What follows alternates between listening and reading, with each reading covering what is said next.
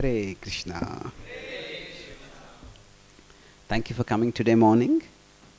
And today I'll discuss, based on the 4th chapter of the Bhagavad Gita, some interesting verses about the topic of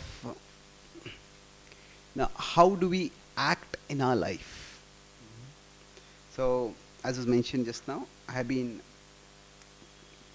composing some prayers based on the Bhagavad Gita. So what I am doing is I am taking the Gita and rendering it in English poetry, and then based on that we are discussing certain themes. So let's look at some of the verses here.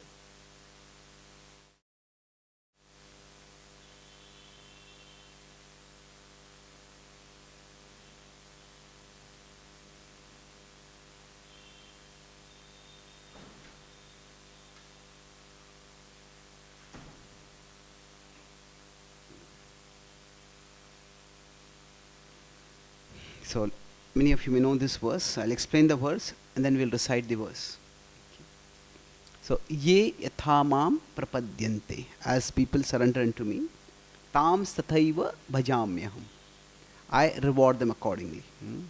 Mama vartamanu vartante, that everybody is on my path. Manushyaha partha sarvashaha, all people. So let's recite it. Ye yathamam prapadyante, tams tathaiva bhajamyaham. Mama vartamanu vartante, manushyaha partha sarvashaha. So, let's recite it together once. Together now.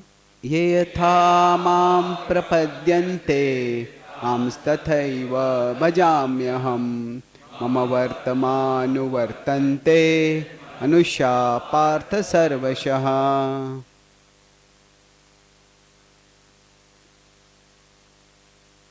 So this is a English poetic rendition. As people surrender according to their conception, I reward them with the corresponding revelation. Indeed, all of humankind treads on my way, each attracted to some aspect of me in this world's display. So, there are two distinct aspects over here in this verse. So, I have written something like a prayer over here. So, we'll read this and then I'll talk a little bit about it. So, do we have a second mic by any chance? Till anyway, it's not a large room. Who would like to read? Can you see it clearly? Yes, please. My dear Lord, you are both universal and reciprocal. You are universal and all-inclusive, in the sense that everyone, my Lord, is on your path. Yes, yes. So universal and reciprocal. So universal means it is something which belongs to everyone. Sun is there for all countries.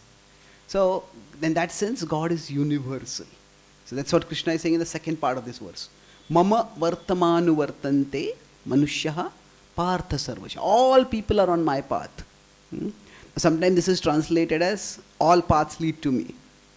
And that is slightly problematic because we will talk about that. Because the second part of this verse also. But everyone is on your path. Now we say, how is that possible? There are so many people who don't believe in God. There are some people who work against God. There are some people who are atheists and there are some people who are anti-theists also. They're aggressive campaigners against God. Thank you. So, how is it that they are all on your path? Can you go ahead? Who would like to continue, please? Somebody else would like to read? Pass on. Yeah. Is there that your reciprocity? We are all driven. We are all driven in life by something we find attractive, and everything attractive, my Lord, reflects a spark of your divine and supreme attractiveness. Yes. Yes. So here the idea is that somebody may be attracted to wealth, somebody may be attracted to power, somebody is attracted to beauty, somebody is attracted to different kinds of opulences. So everything attractive comes from Krishna. So in that sense, there are two ways of understanding Krishna. So one understanding is, say, if I am here in this world, this is the world around me, and Krishna is in the other world. So Krishna is here. So then it is only a few people are going toward Krishna. And they may say, everyone is not on the path to Krishna in that sense. So there are some people who may be seeking something here in this world, something here, like this. Which is true, and these people may not seem to be on the path to Krishna. However, Krishna is not just one being who exists somewhere up there. Everything comes from Krishna. So whatever it is that is attracting people to go here, that is also coming from Krishna. That whatever is attracting people to come over here, that is also coming from Krishna. Whatever is attracting people to even go in a direction that takes them away from Krishna, that is also coming from Krishna. So in that sense, you may say that there are people who are going away from Krishna, but they are also on the way to Krishna only. They are on Krishna's path. Because Krishna is the basis of everything attractive. So that's why the understanding of God that is given in the Bhagavad Gita is a very deep understanding. That actually, that God doesn't just exist at one particular place. God exists everywhere. And everything attractive comes from Krishna. Now, of course, everything attractive comes from Krishna. But everything attractive doesn't take us to Krishna. So, even the taste of alcohol comes from Krishna. Isn't it? But if somebody drinks alcohol, there's a British thinker who said that, the taste of wine is the proof that God loves us. If God didn't exist, how could something as tasty as wine exist? Therefore God must exist. Now, of course, there are so many tasty things in the world. How many people, when they drink wine, are going to think, oh, God has made this tasty wine? No, they don't think about it. So, there is a difference in terms of origin and effect. In terms of origin, everything comes from Krishna. But in terms of effect, we need to select which things are going to take me toward Krishna and which things are going to take me away from Krishna. So Krishna is universal in the sense that everyone is attracted to him. Everyone is on his path. That nobody can be attracted to anything other than Krishna. Somebody is attracted to food, somebody is attracted to beauty, somebody is attracted to ability. Everything, all this, it comes from Krishna. So, Krishna is universal in that sense. Yeah. Who would like to read? Next. Yeah.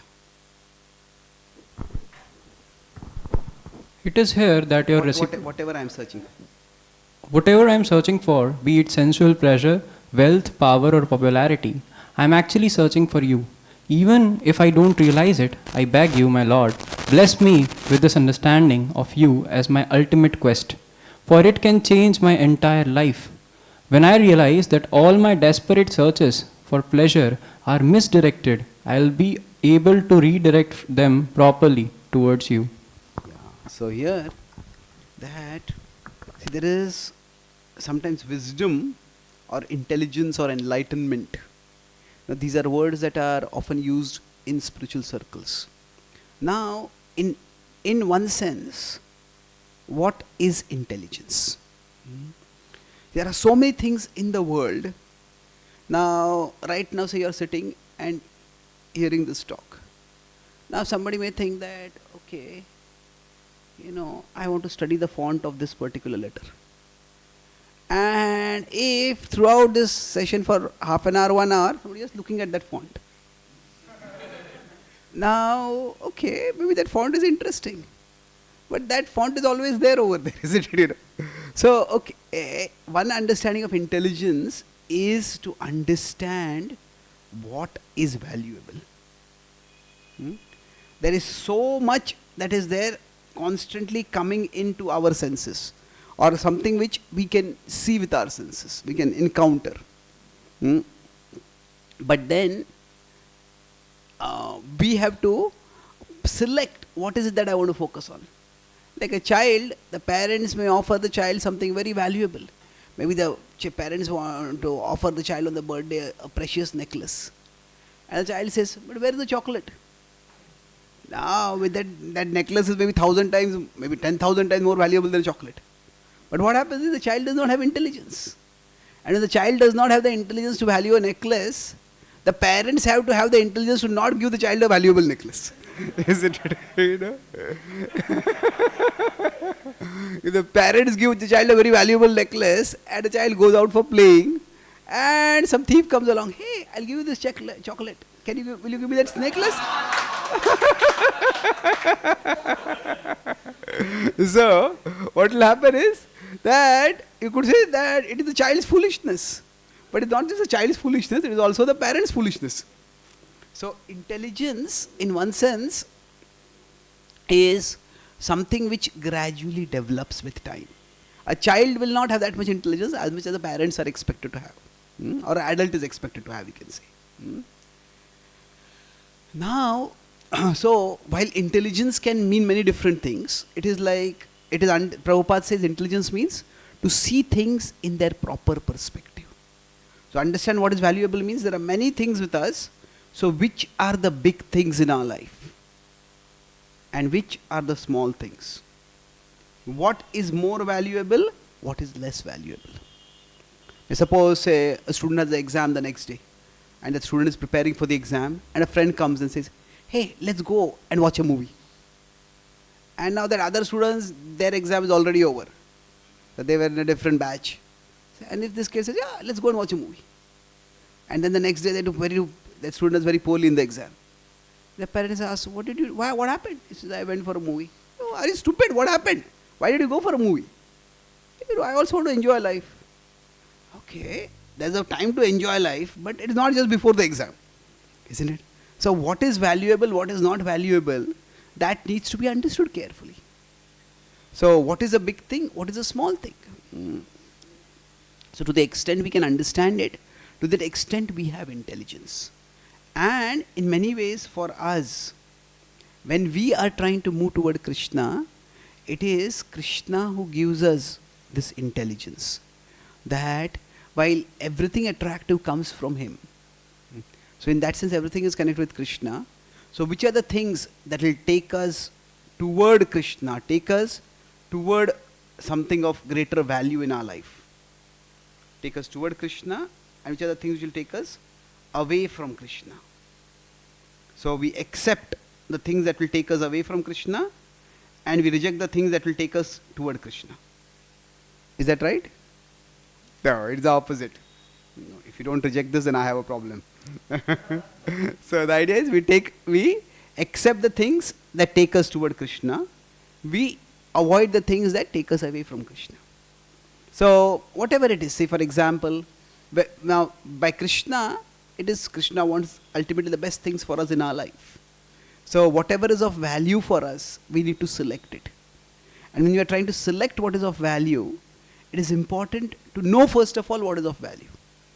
In one sense, if you consider any impurity, what is an impurity? Impurity essentially means that which is less valuable, we start thinking of it as more valuable. So for example, if somebody has the impurity of alcoholism, then what happens? If they just see a bottle of alcohol. There was a friend of mine who was previously an alcoholic, and he now become a very spiritual person. But he told me, how he realized that I have an alcohol problem. See, most people who are addicted to something, they don't recognize or acknowledge that they are addicted to something. There was a British playwright, Oscar Wilde, who said that giving up smoking is the easiest thing in the world. I have done it over 100 times. So I gave it up, but it did not give me up. So that means its grip on me was much stronger than what I thought. See, many times when we are trying to enjoy things in this world, we think like I am a fisherman and I am trying to fish something. Like we go on the internet and surf. I want to watch, or on social media and watch this reel or that short. We think I am like the fisherman and I am trying to catch a good fish. I am trying to catch some content. But the reality is that actually the content producers are like the fishermen and our mind is like the fish. And the content is like the bait that they are providing. Fish is caught with the bait. So it's like we think, I am like this person is thinking that I have given up alcohol, I have given up smoking 100 times. What he means is that, say, I am here and say smoking is here. Say, okay, let's say I am here and some object is here. So we think that it is I who am holding on to this object. This is the object. That is tempting object or whatever it is. But actually what happens is, we think it is like this. But the reality is what? It is not that we are holding on to that object. It is that object that is binding us. It is that object which is holding us. So we are bound by it. So like that, for example, when we are surfing, what we think that we are like the fisherman and the content that we are consuming, that is like the fish. This is our thinking. Oh, I am watching this, I am watching that. But there are social media, see, we are watching some content, but the social media algorithms are watching us. And they are watching us, and what are they doing? Actually for them, the content generators, the content producers could be the advertisers, the marketers. So the marketers, they are actually the fishermen. And the content is the bait. It is a lure. It is with what is captured. And then our mind is like the fish that is being caught. So this is the reality actually. So we think that, okay, I will give up something or I will take up something. But actually there is something bigger than us which is catching us. And when we are caught like that, we don't even realize that we are caught till we actually try to break free. So this friend who was an alcoholic, he told me that, when did he realize? He was not an alcoholic in the sense that he was dysfunctional. He was a very intelligent and talented individual. He was very successful in a big software company. But when he would start drinking, he would just go completely haywire. So he said once he had gone to because he was a very talented person, he was invited to an international convention of his. It was a global MNC he was a part of. And there the CEO and all the big people in this company were there. And it was a 5-star hotel. When he was going to that 5-star hotel, he was going to the board room for the meeting. Along the way, he saw there were drinks kept over there. And he just saw it and he went inside. And when he went inside, he was talking with his boss. And in his mind, his boss' body changed into a bottle of alcohol.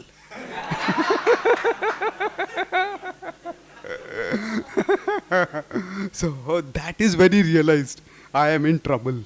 I am in trouble.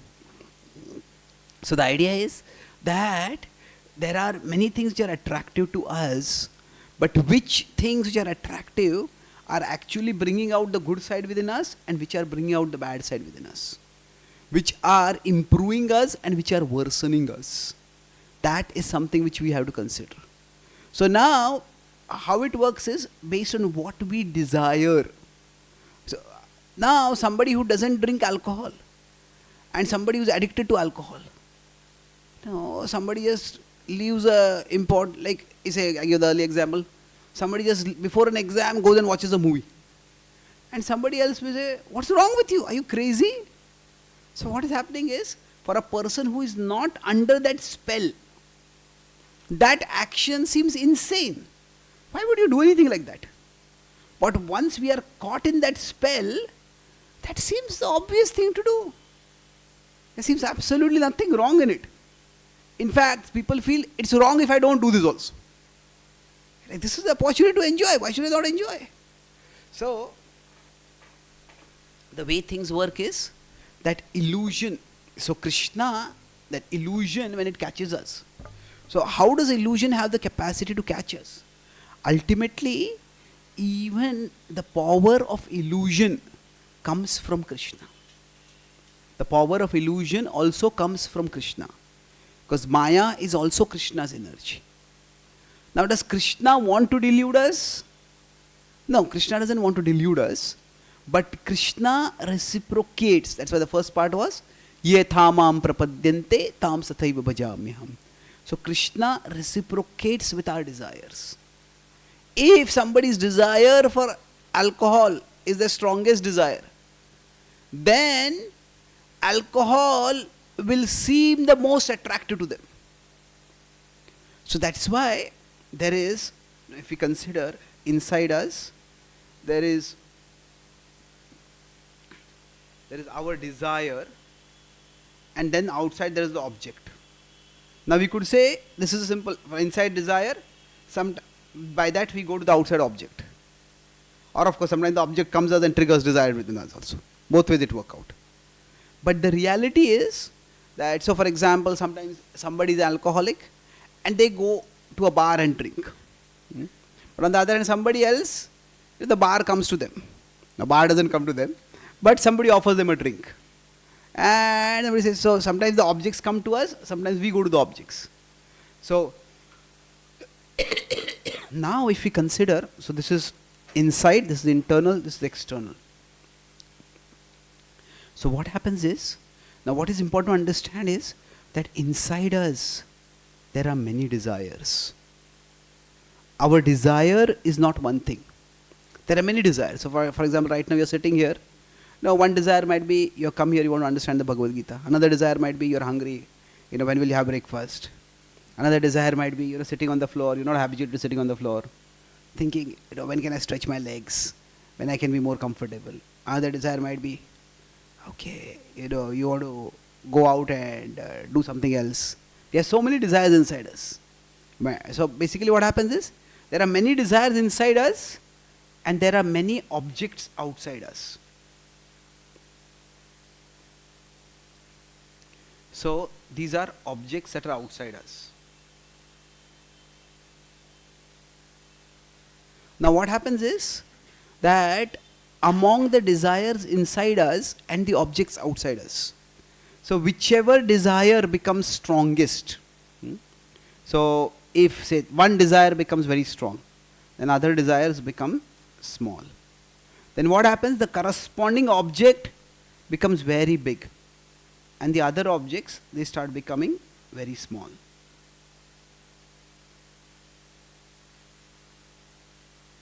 So that means that object seems to be the most important thing at that particular time.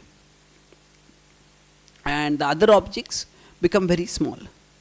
So we could say that, now what do you mean by objects become small and big? The objects are the same size only. But in how we think about them, for us the objects become very important. When I say intelligence means there are big things and small things, and we need to understand what is more valuable, what is less valuable. What is the big thing and what is the small thing. But for an alcoholic, what happens? Alcohol becomes not just the big thing, the biggest thing. Sarva dharman parityajya. Forget everything else. Just, I have to drink right now. So now, when based on the strength of our desires, certain things become big and certain things become small. So, this is a key point in the second chapter of the Bhagavad Gita. In 270, Krishna uses the word na kama kami. Na kama kami means don't be a desirer of desire. So the idea over here is that actually we have many desires inside us. And there is what we want, and that is not necessarily the same as what we want to want. What we want to want. What we want to want means, say for example, if you are studying for exam, maybe at that time what we want is, I just want to sleep, I just want to watch some TV, I want to go out and do some gossip. But that's what I want right now. But that may be a strong desire right now, but that's a very superficial desire. But what we want to want is, okay, I want to study well, I want to do well, then I want to have a good career, I want to make my parents proud, I want to do justice to the abilities that God has given me. So there is what we want and there is what we want to want. And these two are separate things. So what we want, we can say, is our present desire. What is present, or rather, presently strong desire. That is what is strong right now. But what we want is more of our long-term desire. So when we talk about, sometimes we talk about discipline. Discipline, sometimes people think it means giving up our desires. Discipline actually is not about desire rejection.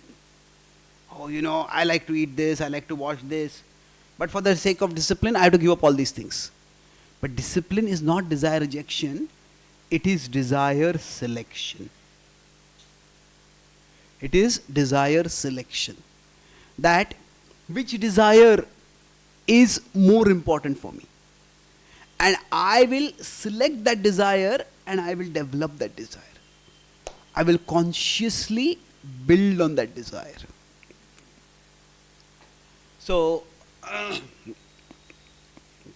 now what happens is, when we have a particular desire, Krishna reveals the corresponding object to be attractive.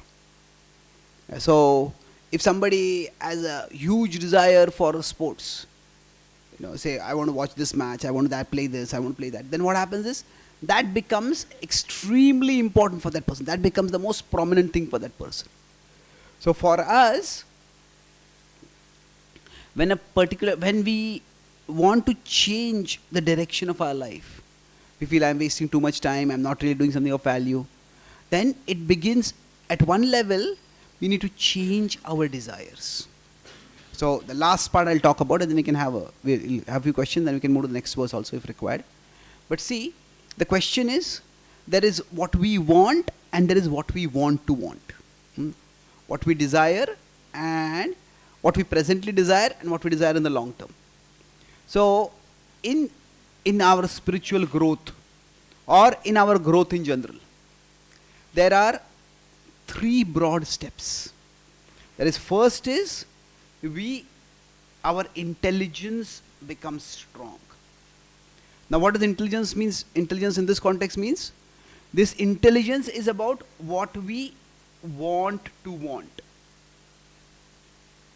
So there is a desire that comes from our mind naturally.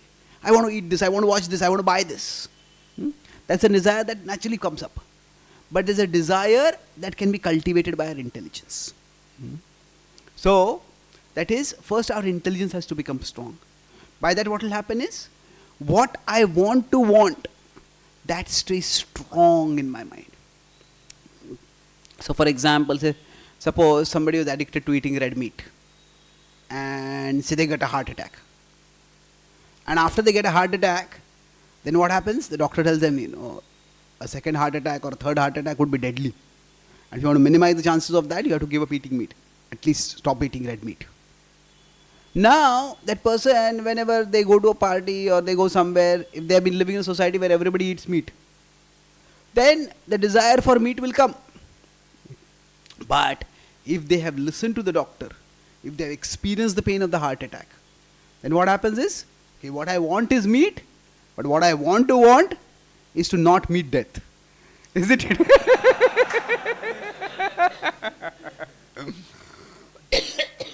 So what I want to want is my life, is my health. So to the extent they have taken that warning seriously, then the intelligence, when it is stronger, then it's not so much they are saying no to meat. They are saying yes to health and life. That's why it's not so much of desire rejection. It is about desire selection. So if our intelligence is not strong, then what happens? we always think of discipline as saying no to things. And why should I say no to that? Why should I say no to that? Yes, there are things we are saying no to, but intelligence is what? About strengthening our deeper desires. Now, after we do this, the first step is that we strengthen our deeper desires. And then, after the intelligence becomes strong, then there is the choices that we make. So, okay, I feel like watching a movie, but this is the time for me to study. So I study. So once we make these choices, gradually what happens is that the internals change within us. We start realizing, hey, all this choice was difficult, it's actually beneficial. And it's not that difficult also. I learned something of value. Then we do well in our exams. And then once we do well in exam, okay, I might have watched a movie that would have been enjoyable, but I studied something over here. I learned something, I've grown. This is of greater value. So what happens is that there is our intelligence which tells us this is more valuable. But then after that, there is our experience that we get. So intelligence says this is more valuable, but experience says, oh yeah, this is actually more valuable. So a person feels like eating meat, say, and that person, maybe there are two people who used to have similar habits, both of them get heart attacks, and one person stops eating meat, the other person continues eating meat, and a second person who continues eating meat gets another heart attack. The first person doesn't get. And what happens is, actually, it's not that I feel good the other person got a heart attack. I feel bad about that, but still, I didn't do that, and that's good. So it is when we use our intelligence, not just have intelligence, but use our intelligence, then we get the experience. Through the choices, we get the experience. And what does the experience means? Experience means we see that this is actually valuable. This is good for me. So intelligence, for example, may tell us that waking up early in the morning is good. Now our habit might be, our default tendency might be stay awake late at night, sleep at 2 o'clock, 3 o'clock, and wake up at 8 o'clock, 9 o'clock and just rush off to college or whatever. But if we learn, actually the morning time is very auspicious. There are cosmic energies in the Brahma Muhurta which are very uplifting for our consciousness. So we try. Everybody else is sleeping late. They're staying awake, but we decide to sleep early. And then wake up. Initially it's difficult. But we do that and we get a head start to the day. By the time others have woken up, we have done so many things already. And we start seeing the benefit. So by the application of intelligence, we get experience. And then the third step that happens is intelligence, experience, and then we get transcendence. Transcendence means that the mind wants what the intelligence wants. Or rather, the mind stops wanting what it wanted previously. So gradually, say for example, if somebody was an alcoholic and they decide I'll not drink. And if they don't drink, then they find that they're not hungover. They have so much more clarity and competence. They're able to do so many things better in life. And okay, they miss a little pleasure, but that pleasure is not really worth it. Then over a period of time, what happens is, initially, the intelligence is pulling them in one direction, the mind is pulling them in another direction. So what happens is, so let me depict this, I'll conclude this with a depiction. Say, what happens is, if my intelligence is this big, and my mind is this big. So the intelligence is pulling me in one direction, the mind is pulling me in another direction. Then where will we go? So what I want to want versus what I want. So if what I want is very strong, then I will be pulled in that direction. But what happens is, from here, so this may be our default condition. So quite often the default is a fault. So quite often our default is a fault.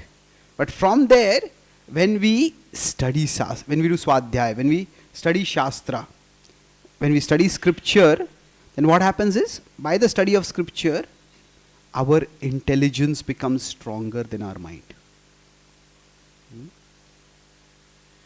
So our mind may still be that strong, but what happens is, our intelligence becomes stronger. And the mind will still pull us in the other direction, but what happens? The intelligence pulls us in a particular direction.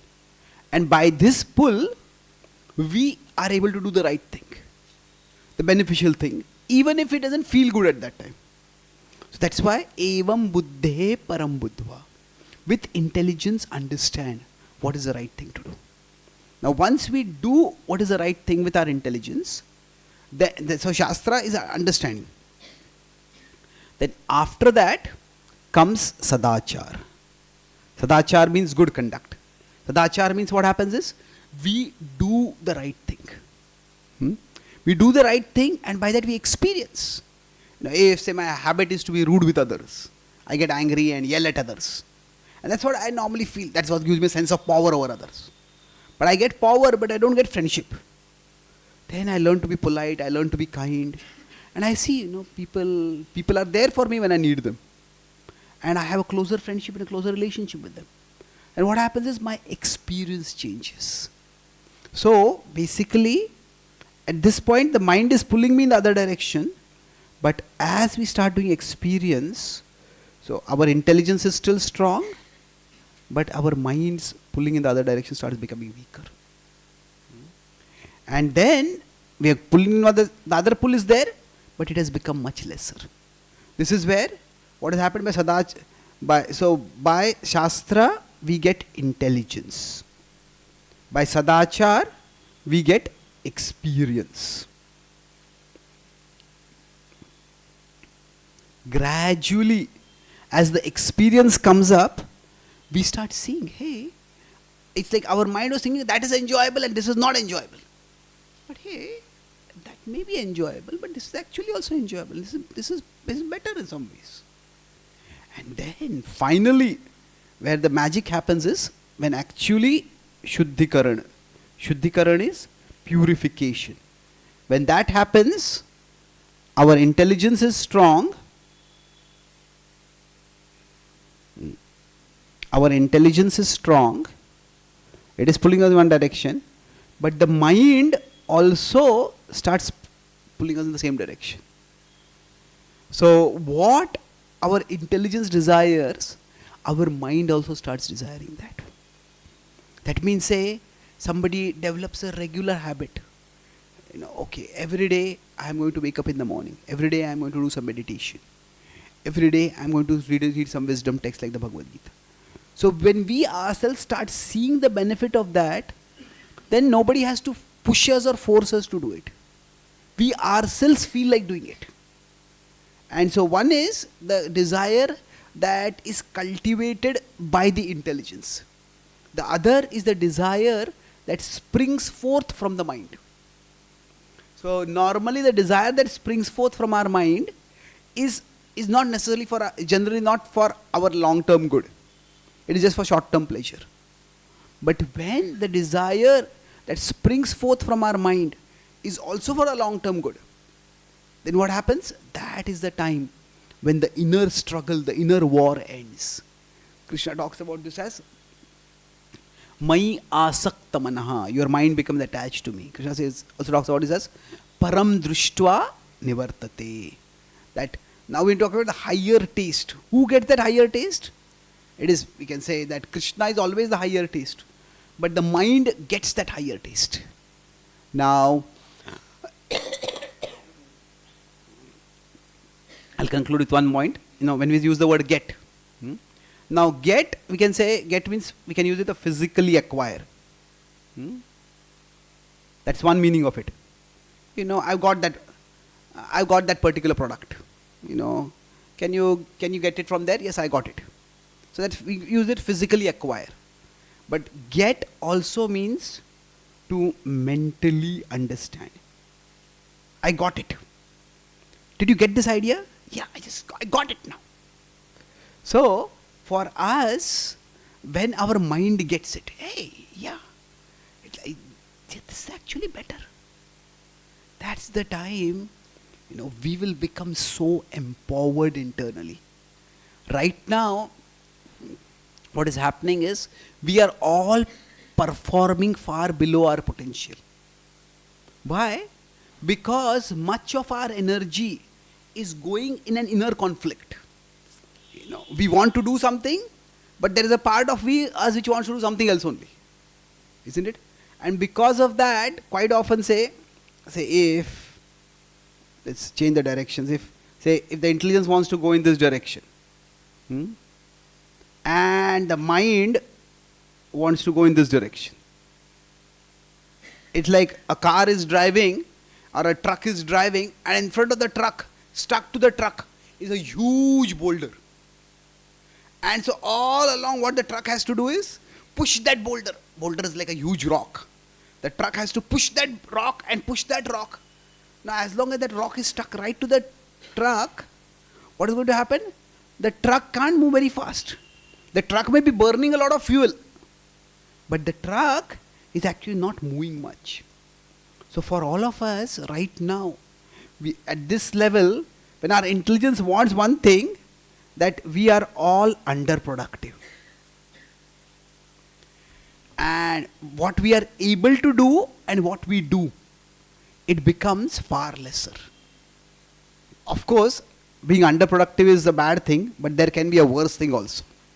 The worst thing is that the mind is far, far bigger than the intelligence.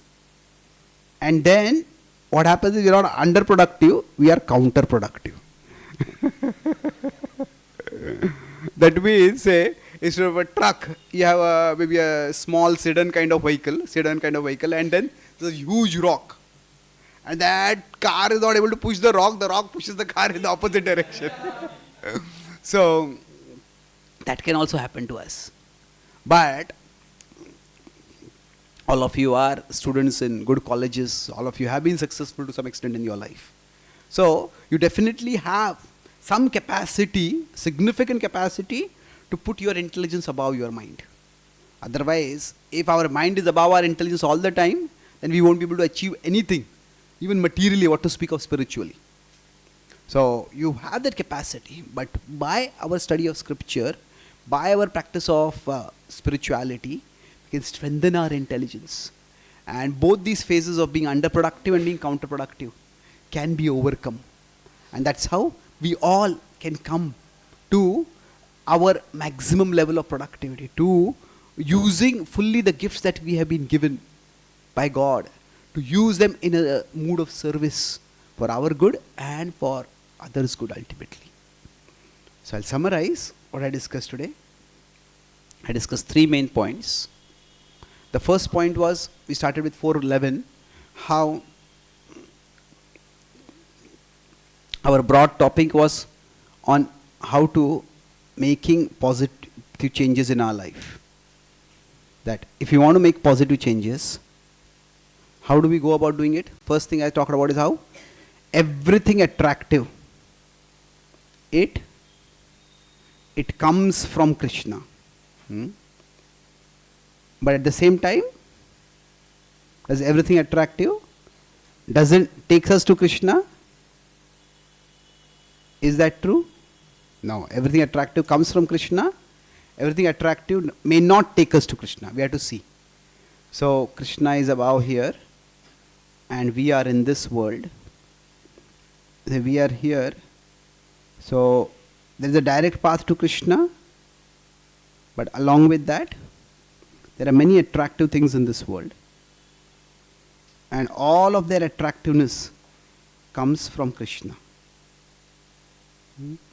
But not everything attractive takes us toward Krishna. So now, why do certain things, what does it mean that everything attractive comes from Krishna? That the attractiveness of everything is ultimately a spark of Krishna. It is Krishna who gives that thing, that attractiveness. So then it is, now the second point we talk about is our desires and their relationship with attractiveness. The stronger our desire, the internal desires are there and the external attractiveness is there. The stronger the desire, the larger will be the attractiveness of something. So we discussed this example of how internally there are many desires inside us. Desire is not one thing. And externally there are many objects outside. So depending on which desires is strong for us, that particular object becomes very strong. So if one desire becomes very strong, then that object becomes very big, and the other desires become very small, and the corresponding objects also become very small. So for us, so for an alcoholic, what happens? The desire for alcohol is so strong that everything else, their job, their health, their family responsibilities, everything else becomes very small. So then the third point was then, how do we strengthen the healthy desires? So we want to strengthen the healthy desires. We want to make good choices. We discuss the difference between what we want and what we want to want. So I talked about 3 steps over here for this. First is intelligence, second is experience, and third is transcendence. So intelligence means that initially what may happen is, intelligence means what we want to want becomes stronger than what we want. What we want to want. That is what is understood by intelligence. Our mind is about what we want right now. So intelligence is developed through Shastra.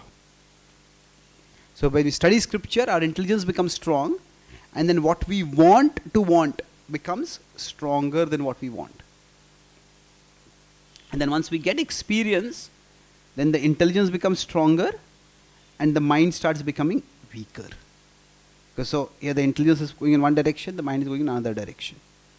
But what the experiences comes from sadachar. It is like acting. It is doing what we need to do. So by those choices, we start experience, hey, this is actually good for me. And then transcendence means what happens is, that the intelligence is going in one direction, and the mind also starts going in the same direction. And this is the time where there is no struggle internally. This is the state where there is actually inner empowerment. That we become empowered in the sense that we will find that there is so much we are able to do which we were not able to do earlier. So we become maximally productive. And this is how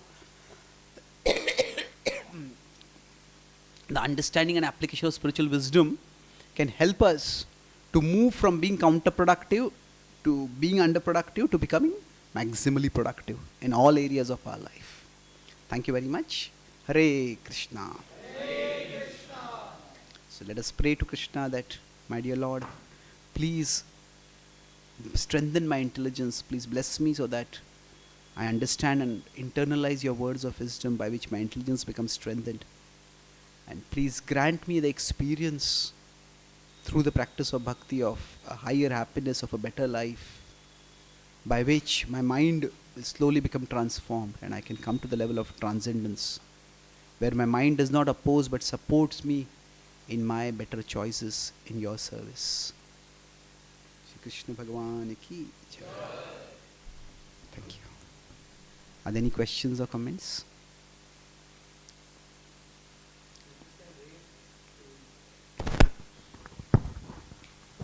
Hare Krishna, Prji. Thank you for amazing class, Prji. So my question is, Prji, when we talk about studying scriptures, so as we also hear many talks and we read from books, from Prabhupada books and many books. So what our tendency is, we tend to forget and not remember what we have read. So what is how to study scripture perfectly so that we can strengthen our intelligence? Okay, how to study scripture perfectly? When I find out, I'll let you know.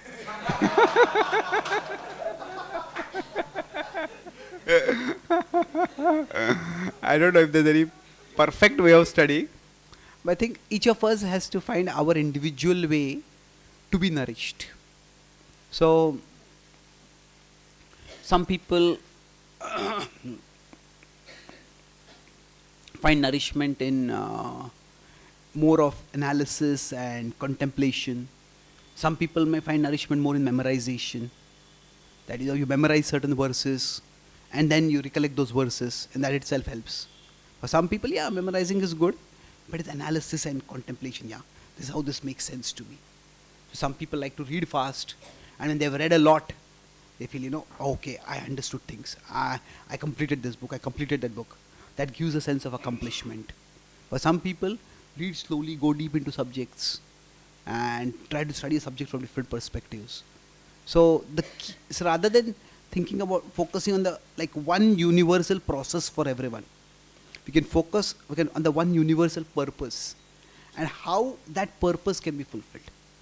So the purpose is that when we study scripture, we should feel nourished. Nourished means what? That what we want, we should be able to sustain that. That it's not that after studying scripture that what we want immediately is going to change. Like say if we hear a good talk on the holy name and then we sit for chanting, our mind may still wander, but what happens is the mind may wander but we don't wander with it. Isn't it?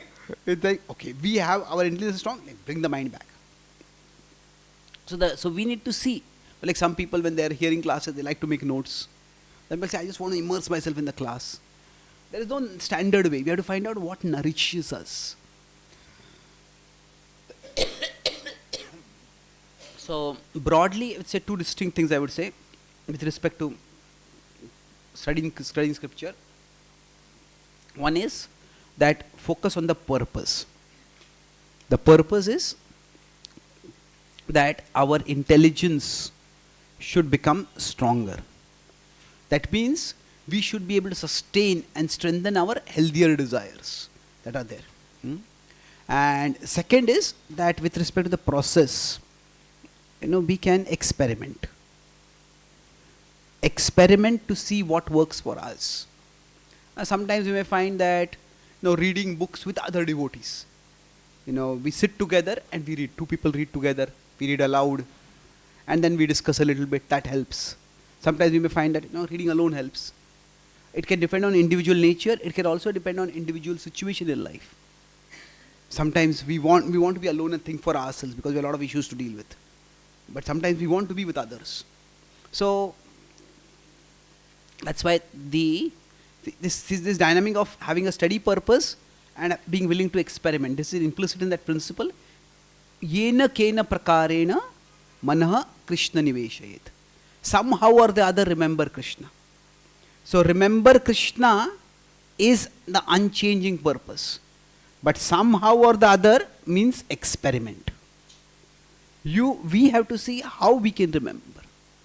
So that's why if somebody says, this is how you should study scripture. Well, we can learn from that, but that is how studying scripture works for them. That does not mean, see, their mind and our mind is not the same. So each one of us is to find out how we can nourish ourselves the best.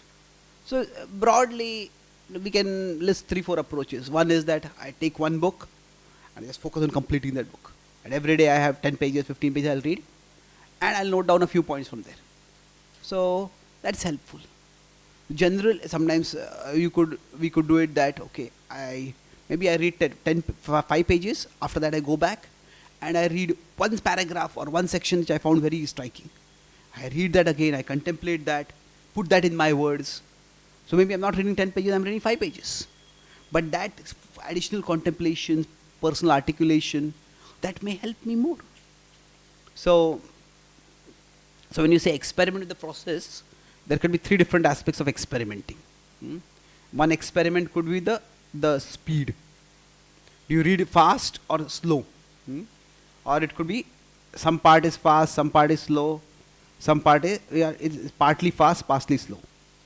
That means, as we said, if you're ready for 1 hour, read 45 minutes fast and then note something is striking, come back to it and read for 15 minutes slowly, carefully that section. So speed we might want to vary as a matter of how we study. Then within that, then we are experimenting. We can also vary the you could call it the method, not mode. What would be the word for this? The mode means that whether we study alone or with others. Now with others could also mean different things. That we sit and read together, or two of us read different times, but we discuss something together.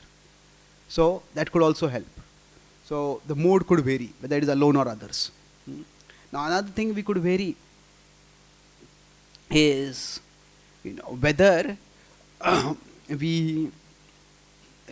what is the focus of reading?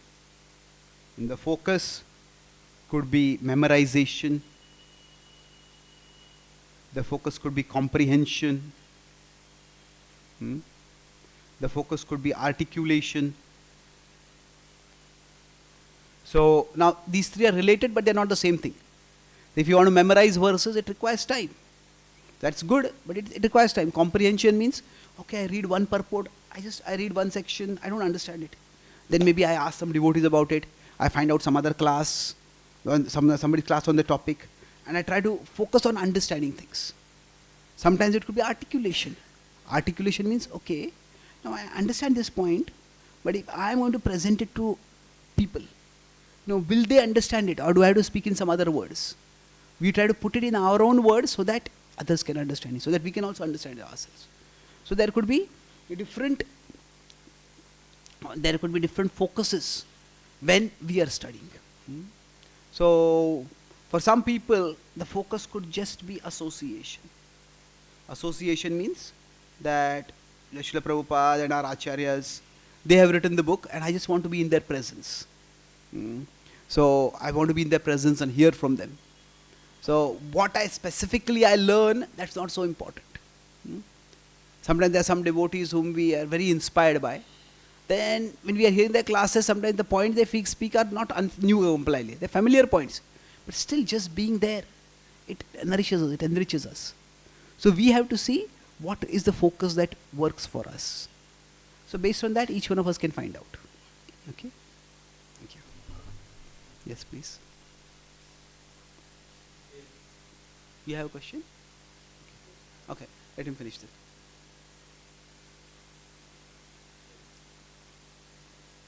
Hare Krishna, Prabhu. Thank you so much.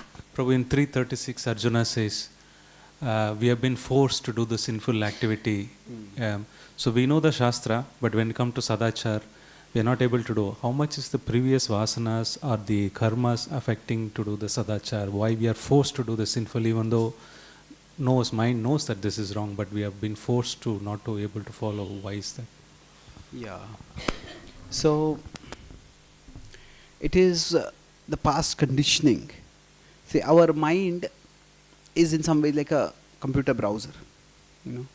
In a browser, we may want to visit a particular site, but the home page might be some other site. Isn't it? So what happens is, as soon as I click a browser, say somebody has visited, say, Bollywood.com. Now that has become their home page. They want to go to some other website. Maybe they want to go to Bhagavad-Gita.com. But what happens? As soon as they open the browser, it just goes to Bollywood.com. So like that, there are defaults which just come up automatically for us. So basically, as I said, there's what we want. There's our intelligence, and there is our mind. Now, in general, it is the intelligence that is easier to change. That means, like I got the example of eating meat. If somebody who was hooked to eating meat, for them to understand with intelligence why meat is harmful, that is relatively easier. Getting rid of the desire will take much more time. So for us, if we just understand this point that, okay, my mind is carrying some default baggage. And if I want to do something, and if I fail to do it, then that means in this particular area, maybe my mind is too strong right now. And we also have to choose our battles. It's that, say for example, now India is rising on the world's geopolitical stage. So when Pakistan tries to do some cross-border terrorism, India hits back at them. India did some surgical strikes and other things, and relatively India has been able to curb Pakistan to some extent. But if China has done some strikes against India, and Doklam, there's a whole controversy. Now India is not really hit back at China with force right now, because we are not strong enough. So now, does that mean we let China walk all over us? No, but we don't hit back at China with the same force as we hit back with Pakistan. So like that, for all of us, some conditionings may be like Pakistan, some conditioning may be like China. So we have to choose our battles. We also want to become stronger. So we want to become strong enough so that we can overcome our worst conditionings also. But if we are being repeatedly thwarted, repeatedly being knocked down in a particular conditioning, then we may need to accept, this, it is, maybe I can't overcome this right now. I can't overcome this does not mean that I will let it overcome me to any degree. It's that we can't fight back against China doesn't mean we'll let China conquer Delhi. Isn't it? So we still have to have our boundaries. That, see, sometimes what happens is, in dealing with conditionings, so fighting conditionings, there are two distinct ways to it. One is what we have a digital approach to it, and the other is the analog approach. What do I mean? What do I mean by digital approach? Digital approach means I do it or don't do it. That means I was doing it before, but I gave it up. Now for some conditionings, the digital approach may work. Say for example, some of us might have been eating meat before. But now we start practicing bhakti, we give up eating meat, and then we don't have to look back at it at all. There's no temptation. Even if say we're going by a train or a plane, and the person sitting next to us eats meat, very few devotees will get the desire to eat meat. We don't know if there's higher taste in Krishna, but there's higher taste in Krishna Prasad. So what happens is, some temptations, they're digital. But analog means what? That analog is not like 1 or 0. It is more like a spectrum. So where is frequent on one side, infrequent on the other side. So maybe I succumb to something, but I don't succumb to it as frequently as I was succumbing earlier. So that also we need to see as progress. So here I use is acronym called FIT over here.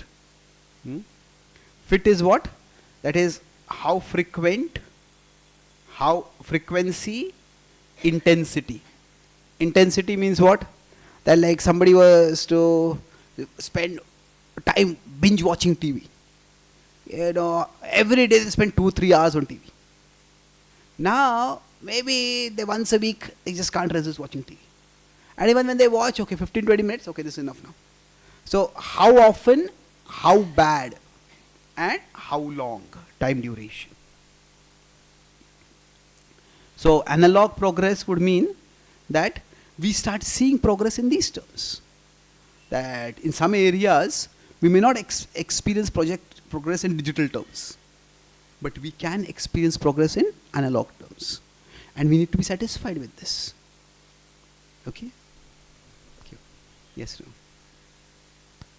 Prabhuji, I have one question that we are always hungry for appreciation. Whatever we do, we think that someone sees it and appreciate it and all. So sometimes when we are struggling in all these bad habits and all, and we are struggling to make our intelligence stronger, then it might happen that our friends doesn't notice it or doesn't appreciate it. So gradually we lose our motivation to do that thing, and we fall down to old bad habits again and again. So how to deal with this, Prabhuji? Like how to keep our motivation stronger, don't seeking appreciation of others and all. Okay. So how can we keep making healthier choices without being dependent on appreciation by others for our healthier choices. Again, it's an incremental thing. See that when a child is learning the alphabet, or a child is learning to speak. Now, every time a child speaks the word right, the parents will be so happy. Oh, you spoke this. The first time when a newborn baby speaks, Mama or Papa, the parents are so happy. Now, even if the child is speaking a little broken words, the happy, I am happy. The parent. So, the child is speaking, the parents are happy. But when the child grows up, as the child grows up, then, okay, the parents are not going to appreciate the child just because the child is speaking some words. That when the child speaks something right, the parents are happy when the child is small. That is what is noticed and appreciated. But as you grow older, what we do right is not appreciated. What we do wrong is noticed and criticized. If we, in a normal conversation, if we pronounce a word right, nobody is going to notice it. Oh, your pronunciation is so good. How many people appreciate that? Is it true? Maybe if somebody is trying to learn a foreign accent, a British accent or something like that, and then they can mimic somebody very well, they'll appreciate. But normal speech, nobody appreciates. So, what happens is that over a period of time, as our intelligence grows, at least initially, that external appreciation is a motive. Based on our intelligence, our motive for doing something also evolves.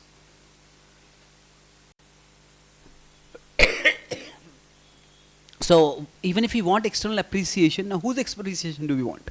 Like somebody is a recovering alcoholic. Now, they can want the appreciation of somebody who is helping them get rid of alcohol, or they may want the appreciation of somebody who has been getting them to drink alcohol. So, to choose a social circle where we'll be appreciated for the healthy choices, that itself is a healthy choice. And that is a good thing. But from that external appreciation, gradually we need to come to there is intrinsic valuation of it. That I learn its value myself. So just like language. Initially a child may learn words just to please the parents. But then the child starts learning that, okay, this helps me to communicate so well. And there's so much I can do. A whole universe opens for me. So what happens is for us, over a period of time, that internal valuation of good choices is something which we need to be doing.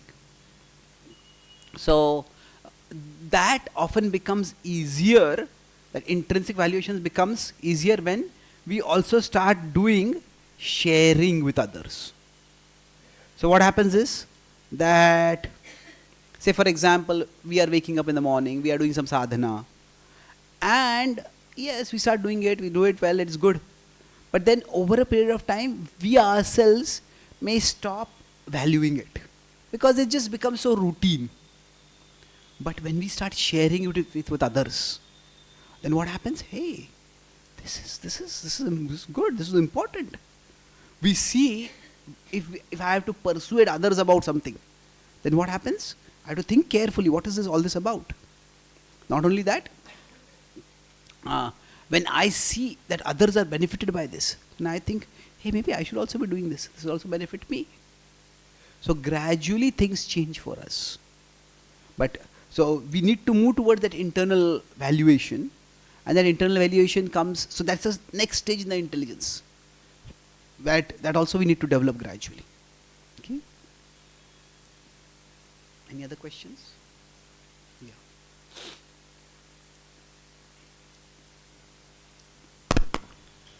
Sir, there is a particular class of men who have developed with practice such a lifestyle where they dedicate a part of their daily routine to seeking pleasures which are unproductive, but they give a part of their day to it.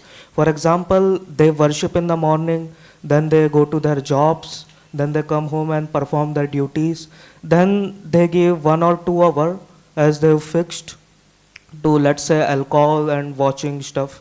So it is not actually affecting them because they have practiced it in such a way that they dedicate it only to that part. So where will this approach fail? Okay. See, we all need some amount of recreation. Yuktahara viharasya. So now vihara, it is recreation or entertainment. Now what is the key to vihara? See that just like our body needs rest, our mind also needs to relax. And in general, the mind's relaxation is meant to happen through some kind of recreation. So basically, in much of our day and in many of our responsibilities, we have to push our mind to do things. I don't feel like concentrating, but I have to study. When we are dealing with somebody, maybe a close family member also, sometimes they are not doing what we want them to do. We want to feel like yelling at them, but we don't yell at them. We discipline ourselves. So there is a constantly, or through much of our day, we are pushing against our mind. And if that is what we have to do 24 hours a day, our mind will feel completely suffocated. And that's why there has to be some space where our mind can be itself and our mind can relax. So the vihara, the relaxation or the recreation, is that area where our mind doesn't have to be pushed.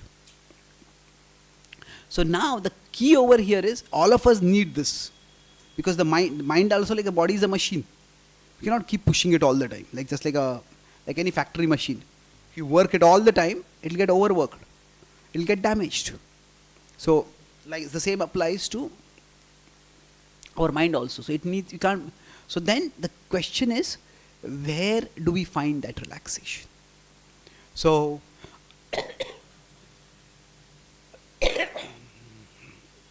it's best if we can find it in a way that is,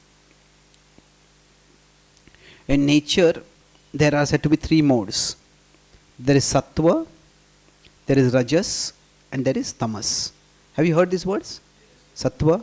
So sattva is, say for example, somebody goes for a walk, somebody sits and reads some light reading, or somebody hears some soothing music like kirtan or something like that, or say somebody watches something like a Discovery Channel or something curiosity.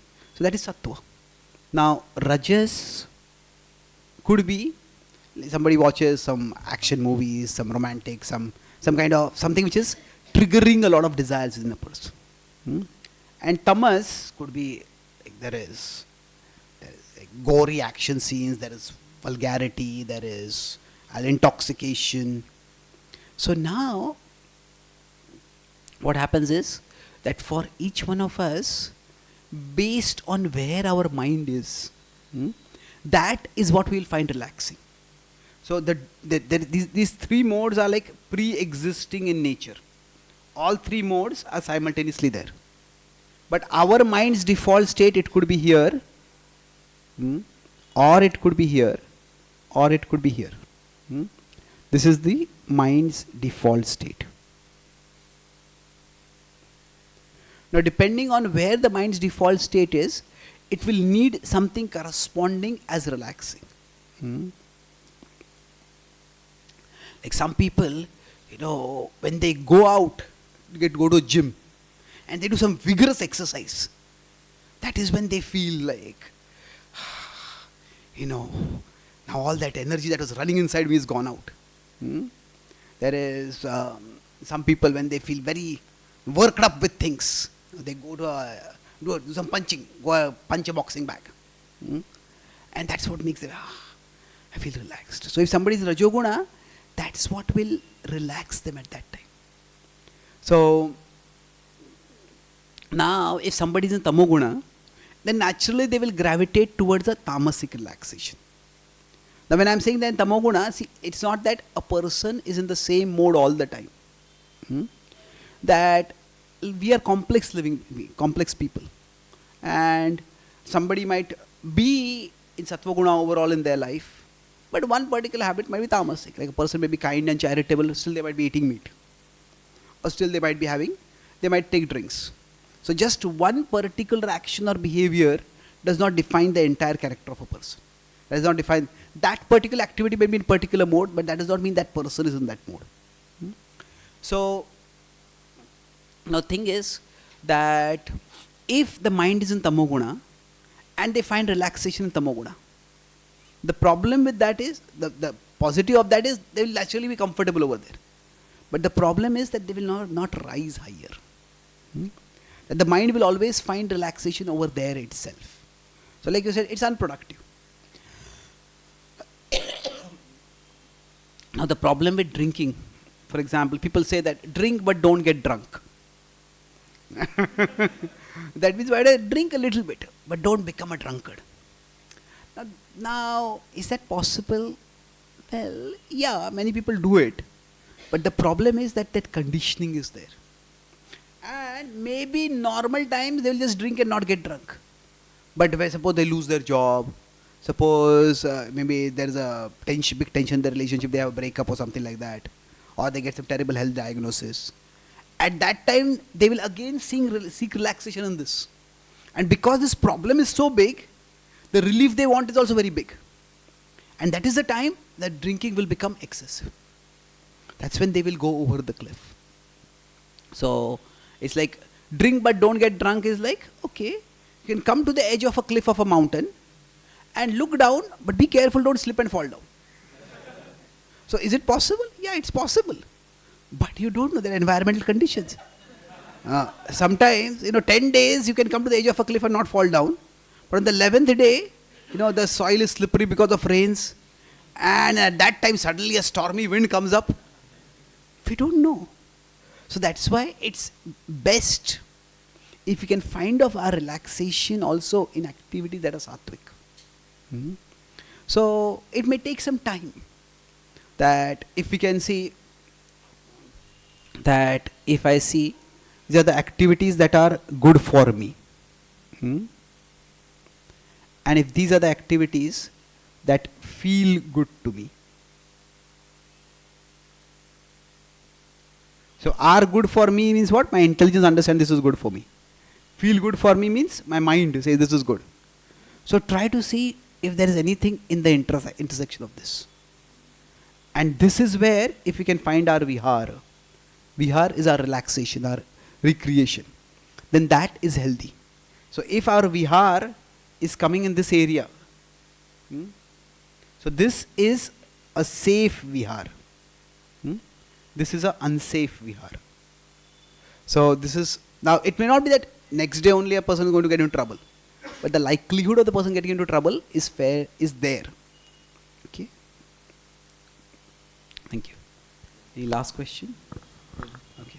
Like Hare Krishna Prabhuji, I have a question related to the blind faith. Like if a devotee who is practicing the spirituality and having a faith, like if he is suffering from a diabetes and he got some sweet prasadam which doctor has prohibited that you should not eat as you are suffering from diabetes, but if he thinks that no it is Krishna's prasadam, by eating this sweet I will be cured the diabetes, so that type of blind faith is good or wrong?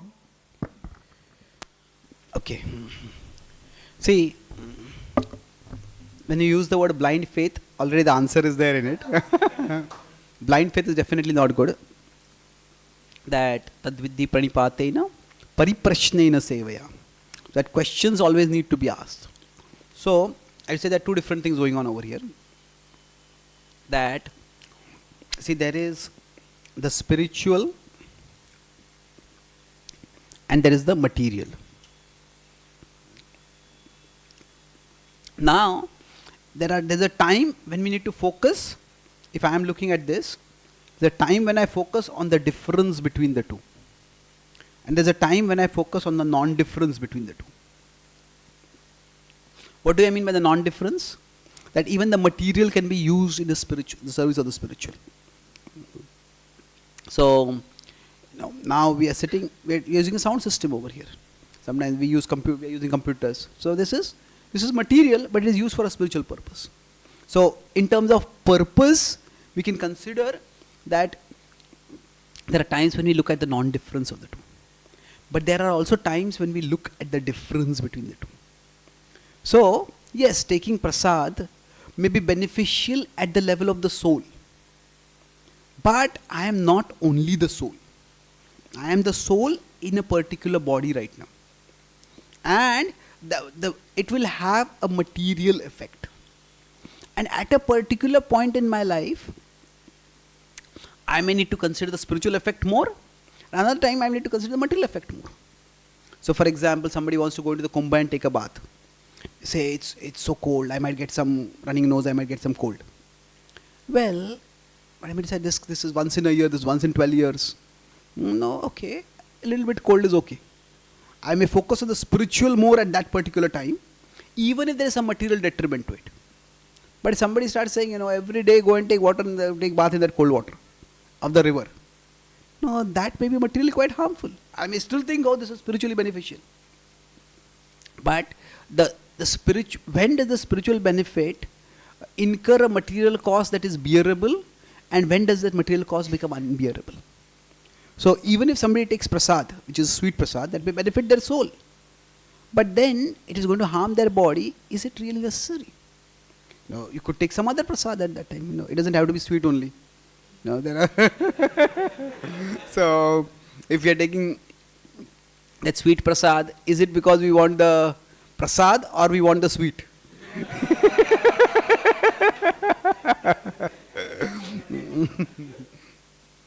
So I would say, if that thing happens, it's not so much blind faith.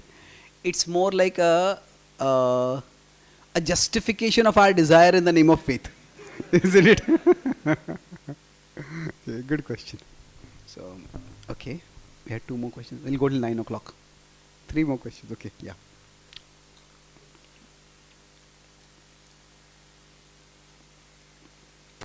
Hare Krishna, Prji. Prji, based on what we want to want and based on our prayer to the Lordship, so does Krishna makes some desire to be very stronger? Naturally, matta smrtir jnanam apohanam cha, Krishna says. Krishna reciprocates. See, what does he give us remembrance of and what does he give forgetfulness of? That depends on our desires. So, if our desire, say, to wake up in the morning is strong, then Krishna will give us the remembrance of how wonderful it is to get a head start in our day, to get so many things done early in the morning. But if our desire is weak, then Krishna will give us remembrance of how comfortable it is to sleep on in the morning.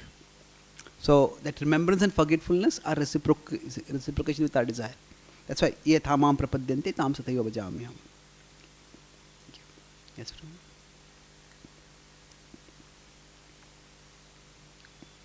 Hare Krishna, Prabhuji.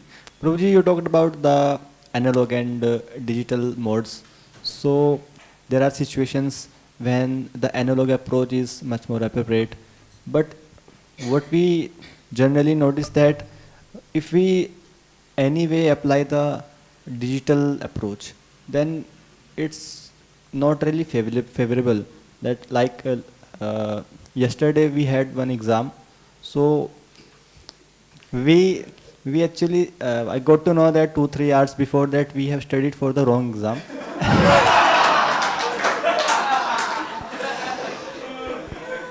Academics. Yes, Prabhuji. Academic exam. Yes, college exam. So how did you come to the wrong exam? Means what? Different subject? No, sir. Actually, we just studied that wrong subject. Then my fellow devotee said that just check the date sheet once, which exam is there. Oh, so, okay.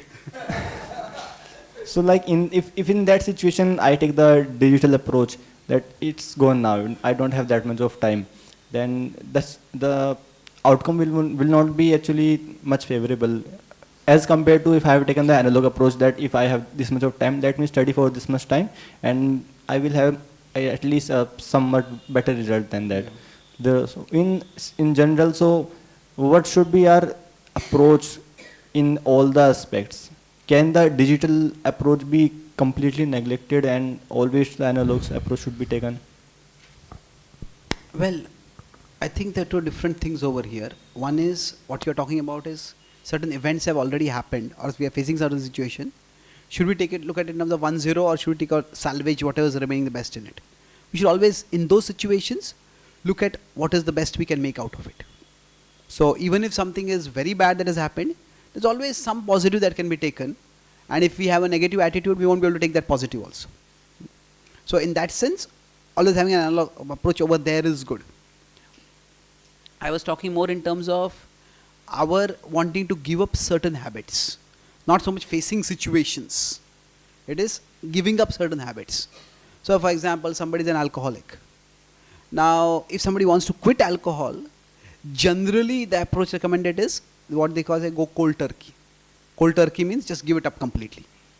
That, to say that, okay, I used to drink every day one drink, now I'll drink only once in 2-3 days. That once in 2-3 days will become once in a day, then it will become 2-3 times in a day only.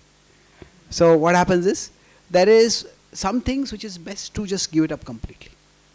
But some things it may not be possible, it may not be necessary also. See, among the things that we get addicted to, there are things which are completely unnecessary. Nobody is going to die because of not drinking alcohol. People may die because of drinking alcohol. But with respect to food, for example, with respect to food, it is much more difficult to say that, okay, I'll give up completely all sweets. Well, maybe it's possible, but sometimes it's difficult. We have to take meals, and sometimes when the meals are somebody sweet is offered, somebody insists take it. Sometimes we feel like taking it. So there, a 1-0 approach might not be there. But just because I have to take sweet doesn't mean every meal I take one sweet. Isn't it? Every meal I take many sweets. So there are some areas where a total digital approach is required. But in some areas where especially that activity is something which you have to do regularly, there analog approach is better. There's one last question, we'll stop with that. Hare Krishna Prji, my question is on Sadachar Prji. For example, if you are doing, most of the time when we are doing Sadachar, at the starting we will not experience positive experience. Most of the time we will experience negative things. Like it maybe we are too much rigid in our conception that if we don't do it, then we are not able to do it. Or maybe some negative acknowledgement by another devotees. That's why initially we need that external appreciation. That the experience itself is not positive, but the atmosphere in which we have the experience, that is positive. So for example, we are fasting. Fasting may not be a pleasant experience. But if we are in the association of those who are fasting, and they are cheerful, say fasting on Nirjala Ekadashi or something like that, and then we are doing kirtan, we are hearing some katha. So that experience itself is not positive. But the environment in which we have that experience is overall positive. And that's what makes this experience also not so negative. So generally speaking, we say change has to be inside out. That is true, but change has to begin outside in. So means the desire for change has to come from inside only. But eventually we have to place ourselves in a supportive environment outside. So you can say change, it like inside has to be the desire. Some desire. Like I want to want something. Then from there, it has to be outside. The environment has to be there. A supportive environment. And then the third will be that inside there will be the purification. There will be the experience itself will become consistently positive. So generally speaking, quite often it is when we come outside only, then we get the inside desire also. Like we come in the association of people who are fasting, we think I also get the desire to fast. Otherwise we get the desire to fast and the desire to fast goes away fast. Isn't it? So we need external supportive environment also. Okay? Then that's how it makes the experience becomes positive. Yattad agre vishamiva pariname amrutobam, Krishna says. That initially there is poison, but after the poison comes the nectar.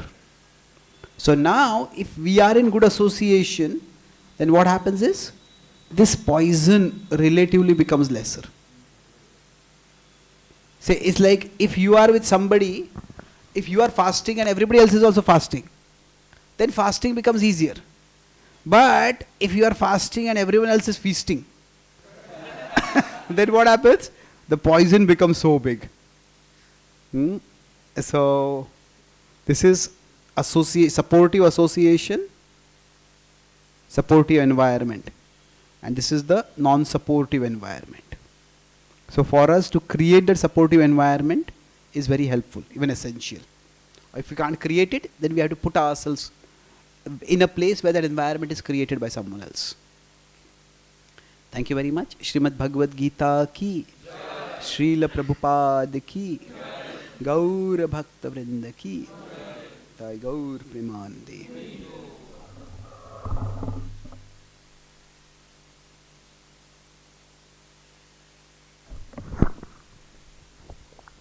Hare Krishna. So, actually, you would have also observed that Prabhuji's health is also not so good. He is having constant cough since he has come. But Prabhuji gave his valuable time and such wonderful insights he shared with us. Shastras, Sadachar and Shuddhikaran. So, let us thank Prabhuji for giving such valuable lessons and also try to implement them in our life with the blessings of Prabhuji by loudly chanting one time the Hare Krishna Mahamantra. Hare Krishna, Hare Krishna, Krishna Krishna, Hare Hare, Hare Ram, Ram Ram, Hare Hare. We have also requested Prabhuji to come again during this summer camp. So if Prabhuji's schedule suits, then we'll have more of his association during that time. Haribo.